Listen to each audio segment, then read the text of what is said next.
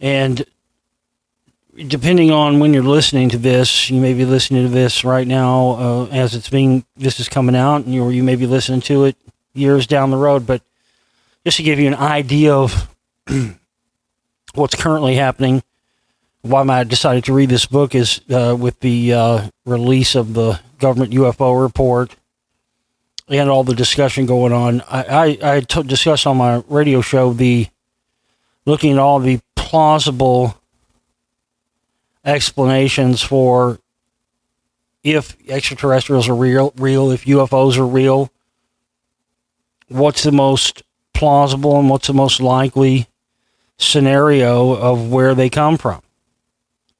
We've most widely assumed as a species overall, humankind, that for sure they come from outer space.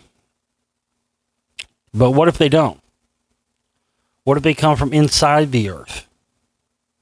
What if there's another advanced civilization living on Earth? And what if this is the norm of advanced civilizations across, galaxies and stuff? It would make sense that if you have the technological means to live underground, you could save yourself from extinction level events, all that happen on the surface, climate events that might happen with the sun, solar minimums, maximums, stuff that causes extinction level events. If you could sustain yourself underground,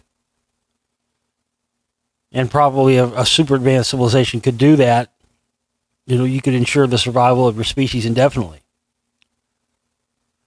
So as I was doing some research into this subject, I came across this book, and I was shocked because I'd never heard of it. And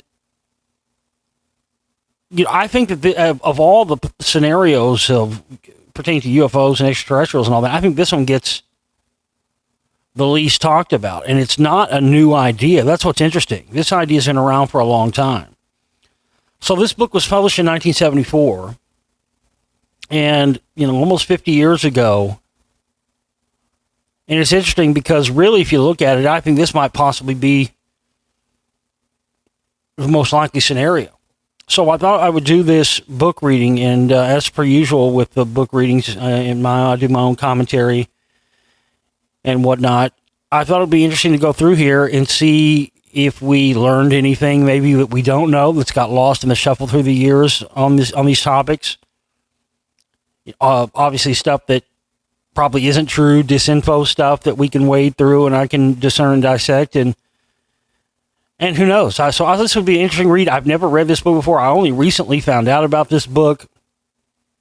And, there's really, people always ask me why I don't do more of these audiobooks, and it's because there's very rarely do I come across ones where I feel like they're worthy of being done. So this is one. And so we're going to get into it. So we're going to start here. Part 1.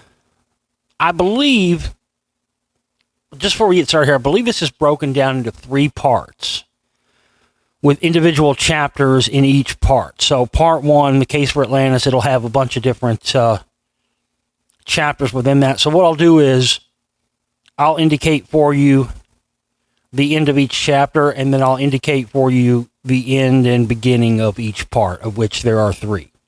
Okay? Let's get into it. Here we go. Part 1, the case for Atlantis. Chapter 1, the location of Atlantis.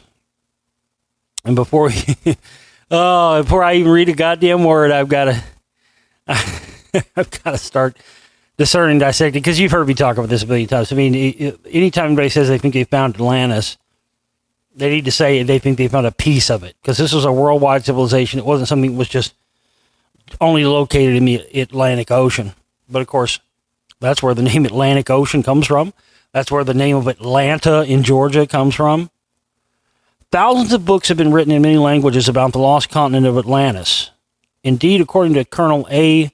Braggeen, writing In the Shadow of Atlantis, there are more than 25,000 volumes dedicated to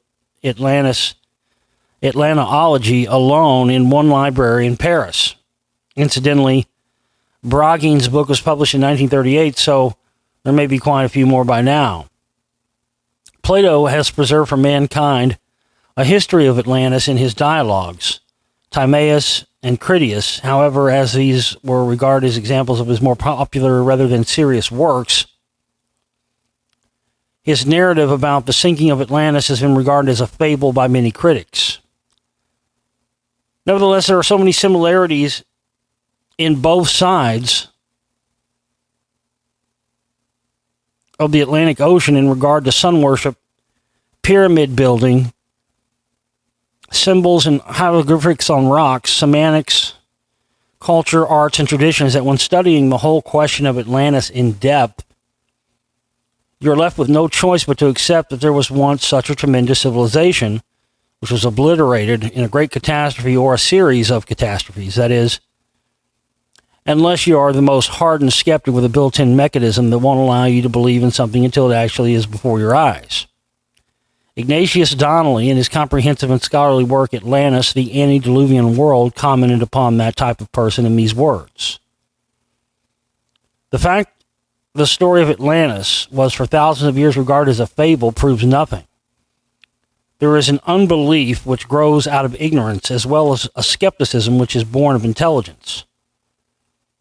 The people nearest to the past are not always those who are best informed concerning the past.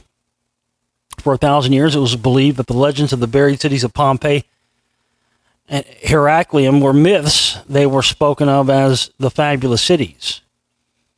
For 1,000 years, the educated world did not credit the accounts given by Herodotus or of the wonders of the ancient civilizations of the Nile and Chaldea. He was called the father of liars. Even Plutarch sneered at him. Now, in the language of Friedrich Schlegel, the deeper and more comprehensive the researches of the moderns have been, the more their regard and esteem for Herodotus has increased. Buckle says his minute information about Egypt and Asia Minor is admitted by all geographers. Another more recent example that can be given is a discovery made by an amateur archaeologist, Dr. Heinrich Schliemann. He unearthed his Troy, which few people believe to have existed. If we go back to the furthest and historical and traditional records of the human race, the conclusion is reached that in exceedingly ancient times, civilization, culture, art, commerce, and colonization were originated and subsequently maintained by a mysterious race of white and bearded men of fair complexion who evidently held sway over most of the earth, but of whom history preserves few definite traces. The veil of time has descended and almost obliterated their memory, yet they and the vast complex culture they created did exist. Evidence supporting and confirming this surprisingly abundant if you know how and where to locate it.